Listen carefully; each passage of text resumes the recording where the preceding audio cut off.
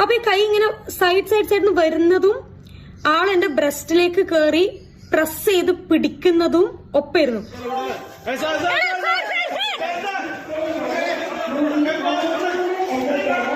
Still എനിക്കതൊരു ട്രോമയാണ്. പക്ഷെ life long എനിക്കതൊരു വലിയൊരു ട്രോമയിലേക്ക് ഞാൻ ചിലപ്പോൾ നീങ്ങി പോവായിരുന്നു. ഇങ്ങനെയുള്ള ആൾക്കാരെ രക്ഷപ്പെടരുത്. എനിക്കതാണ് പറയാനുള്ളത്. ഇങ്ങനെയുള്ള ആൾക്കാർ എന്തൊക്കെ സംഭവിച്ചാലും നമ്മൾ രക്ഷപ്പെടരുത്. ട്രെയിനിൽ ഇപ്പൊ നിരന്തരമായിട്ട് ഇത്തരം നായിന്റെ മക്കൾ വന്ന് കേറ് പറയുന്നില്ല, ഒരുപാട് ഉണ്ട് എന്നുള്ളതാ.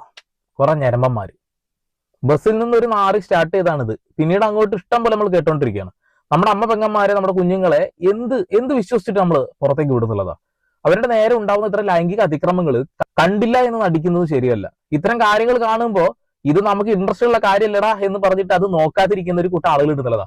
അവർക്കിപ്പോ വേണ്ടത് ബിഗ് ബോസിൽ നിന്ന് ഇറങ്ങിയ കുറച്ച് ആളുകളുടെ കുറച്ച് സാധനം